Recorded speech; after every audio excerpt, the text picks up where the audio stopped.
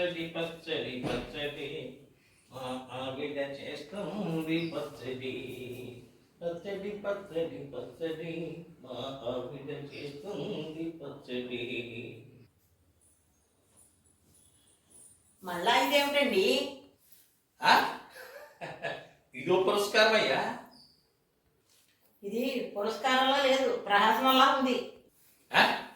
మాకు అవార్డు వస్తే ప్రశంసించాలి కానీ ఏమిటి ప్రహసనంలా ఉంది అని ఎగతాళి చేస్తావా? అవునండి, మీరు ఏమనుకుంటే అనుకోండి. లెక్కకు మిక్కిది పురస్కారం ఇవ్వడం మంచిదే, కానీ ఇచ్చిన వ్యక్తి గురించి 2 మాటలనే చెప్పాలి కదా. సంతలో దూళని వేలానికి పిలిచినట్టు. అబ్బా అంత టైం లేదు అక్కడ. పోనీ పుచ్చుకున్న వ్యక్తి చేత 2 మాటలనే మాట్లాడించాలి కదా. అబ్బా ఓ పక్క మా గురించి చెప్పడానికే వాళ్ళకి టైం లేదంటే మిమ్మల్ని 2 మాటలు మాట్లాడాలంటావా? అస్సలు కుదరదు. అలాంటప్పుడు ఎందుకు ఇస్తున్నట్టు ఈ పురస్కారాలు అవార్డులను?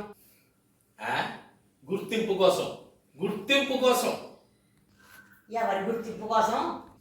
ఆ మాటకొస్తే ఉభయుల కోసమును. ఓ పక్క ప్రభుత్వం తరపున అవార్డులో పురస్కారాలు అందుకున్నామన్న తృప్తి మాకు, మరో పక్క ప్రభుత్వం ద్వారా వీళ్ళందరికీ కూడా పురస్కారాలు ఇచ్చేమనేటువంటి విషయం వాళ్ళకి ఇద్దరికి కూడా అర్థం అవ్వడం కోసం, తెలియడం కోసం ఈ పురస్కారాలు ఇస్తూ ఉంటారు. మీరు ఎన్ని చెప్పినా ఈ విధానం నాకు నచ్చలేదండి. ఏంటి మాకు పురస్కారాలు ఇవ్వడమా? కాదు, ఒళ్ళో పెట్టా దళ్ళో పెట్టా అనేలా ఇవ్వడం. సుబ్బారావు అని వెంకట్రావుకి వెంకట్రావు, అప్పారావుకి ఎవరికో ఇవ్వడం. ఏదో ఒకటి గుర్తించి ఇచ్చారని సంతోషించాలి కానీ అలా డిస్కరేజింగ్గా మాట్లాడటం బాగోలేదు. సంతోషించాలి, ఆనందించాలి, సంబరపడాలి మా ఆయనకి పురస్కారం వచ్చింది అని. అయినా కానీ మీకు అవార్డు వస్తే నాకు ఎలా ఉంటుందండి సంతోషం? నిజానికి వాళ్ళకి రాలేదు కానీ ఆలోచన అసలు మాకు ఇవ్వాలండి అవార్డు.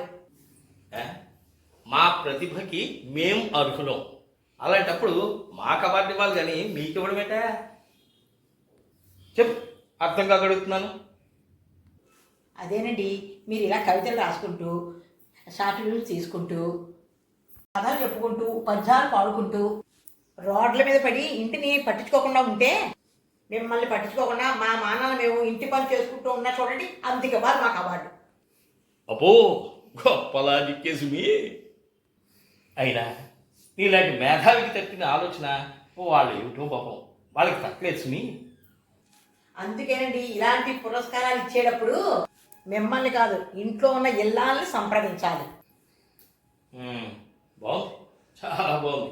అవును, మరి మాకు ఇచ్చిన పురస్కారాల్లో అందులో ఆడాళ్ళు కూడా ఉన్నారుగా, మరి అప్పుడు ఏముంది? అప్పుడు వాళ్ళ భర్తకి ఇవ్వాలి. ఆయన వదలబట్టే కదా రోడ్ల మీద టింగమంటూ పడి కవితలు రాసుకుంటున్నారు. వాళ్ళు ఏ టైంకి వచ్చినా సహిస్తున్నారు, భరిస్తున్నారు. ఓ అవునవును, ఇది మంచి లాజిక్కే. అవును, పొద్దుటి నుంచి ఇప్పటి వరకు 3 సార్లు డ్రెస్సులు మార్చారు, 3 సార్లు బయటకు వెళ్ళి ఇంటికి వచ్చారు. వచ్చినప్పుడల్లా ఓ శాలువ, ఓ మొమెంటో, ఓ దండ మోసుకొస్తున్నారు. అవునోయ్, ఈ ఉగాదికి నాకు 3 పురస్కారాలు అందాయి, 3 చోట్ల నుంచి. ఇంకా నిజాన్ని చెప్పాలంటే అవుట్ ఆఫ్ స్టేషన్లో 2 పురస్కారాలు ఇస్తామన్నారు. మనకి టైం చాలుగా, ఎక్కడికి వెళ్తే రావడానికే సరిపోతుంది. అందుకని ఈ 3 అందుకున్నాం. బాగుందండి, చాలా బాగుంది. ముందే అన్నట్టు ఇది పురస్కారంలో లేదు, ప్రయాసంలో ఉంది. ఉంది, చాలా బాగుంది, ఉంటుందయ్యా. అయినా వాళ్ళకి తెలియకడుగుతాను.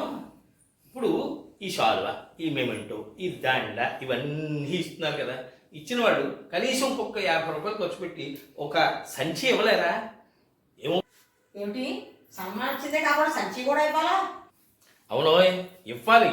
లేకపోతే ఇందాక నాకు దండ వేశారు, కానీ ఆ దండ ఏం చేశాడు తెలుసా? వాడు ఎవడో వచ్చి, ఏమండి ఆ ఎంపీ గారు వచ్చారు, ఎమ్మెల్యే గారు వచ్చారు, వాళ్ళకి ఒక్కసారి మీ మెడలో దండిస్తే వాళ్ళకి వేసేసి మళ్ళీ ఆ పక్క నుంచి తీసి తిరిగి మీకు ఇచ్చేస్తాను అని దండ మెడలోంచి బలవంతంగా లాక్కొని పట్టుకుపోయాడు.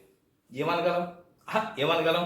ఇంకొకడు మెమెంటో ఏదండి చూస్తాను అంటూ ఆ మెమెంటో అటు చూసి ఇటు చూసి, అంగో మొన్న మొన్న సన్మానం జరిగినప్పుడు ఓ మేమంటూ ఎత్తుకుపోయాడా ఒక ఆగంతకుడు. అందుకు ఇవ్వాలి. ఇంకా శాలువాల సంగతి అయితే చెప్పనక్కర్లేదు. ఏమండి మీరేమీ అనుకోకపోతే మీకు సన్మానం చేయటానికి ఈరోజు ఆదివారం అయిపోయింది, షాపులు ఉంటాయి ఉండవు, అందుకని మీ ఇంట్లో ఎలాగూ ఇంతకు ముందు చేసిన సన్మానాల తాలూకు శాలువాలు ఉంటాయి కదా, అవి కొంచెం తీసుకురండి.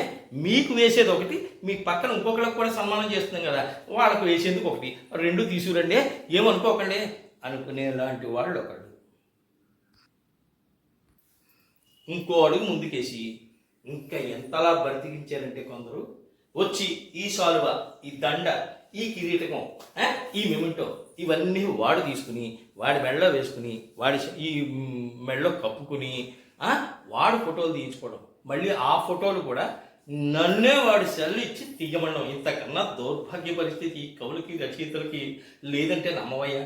ఇంత కష్ట తరుణంలో కూడా మేము ఈ పురస్కారాల కోసం పాటుపడుతున్నాము అంటే, వెళ్ళొస్తున్నాము అంటే దానికి ఆడవారిగా ఇంటి ఇల్లాలిగా మీరు అభినందించాలి కానీ మమ్మల్ని డిస్కరేజ్ చేయకూడదు. అయినా మీరు ఎంతైనా చెప్పండి, మీ విజయానికి కారణం మేమేనండి. నేను ఎప్పుడు కాదన్నాను?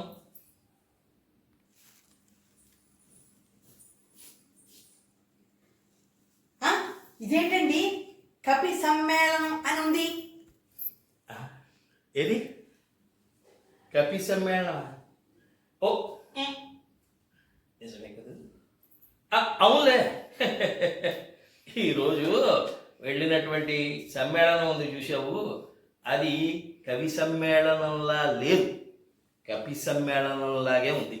కోతుల మేళం ఎందుకు పనికిరాదంటేనము అది తస్సాలి.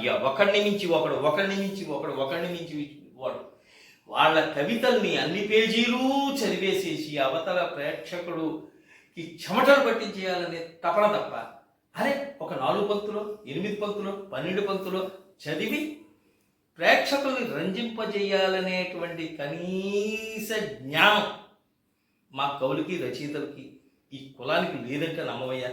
నిజమే, కవి సమ్మేళనమే.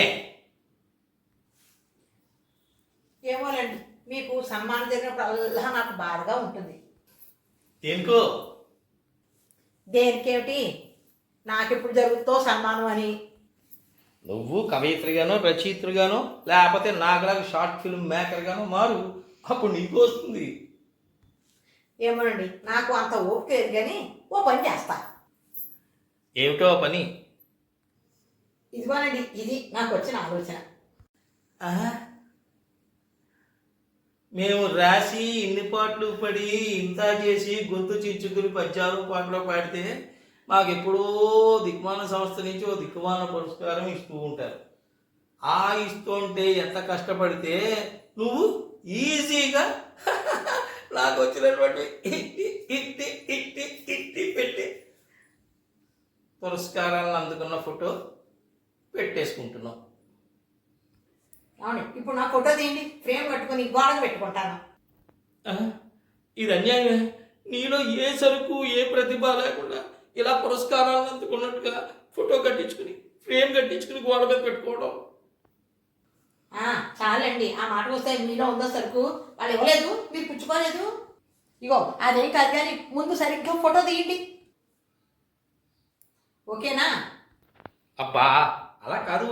గో ఈ రచనలన్నీ నువ్వే చేసినట్టు, ఈ కవితలన్నీ నువ్వే రాసినట్టు, ఈ షార్ట్ ఫిల్మ్లన్నీ నువ్వే తీసినట్టు ఒక ఆత్మస్థైర్యంతో నిండినటువంటి గంభీరమైన మొహాన్ని చూపిస్తూ ఫోటోకి పోజ్ ఇవ్వాలి. అర్థమైందా? అలా ఇవి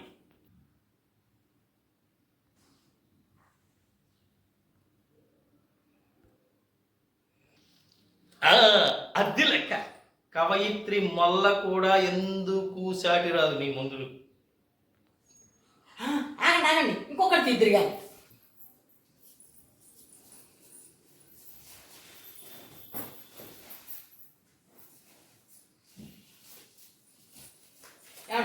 ఇప్పుడు తీయండి.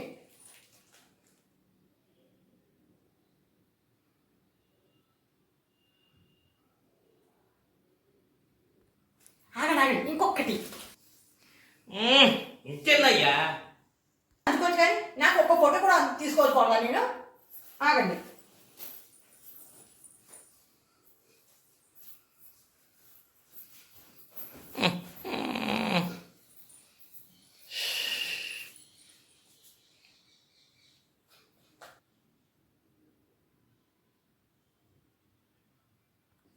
ఇప్పుడు ఈ ఫోటోలన్నీ ఫ్రేమ్ కట్టించుకొని గోడ మీద పెట్టుకుంటాను. ఇగో ఇక నుంచి ఈ గోడ మీది, ఆ గోడ నాది. సరిపోయింది. ఏదో సమాధులు పంచుకున్నట్టు ఆ? సన్మానాలు, సత్కారాలు, మెమెంటోలు, శాలువాలు పంచుకుంటావా? క్రోధినామ సంవత్సరమే బాగుంది కోపతాపాలతో.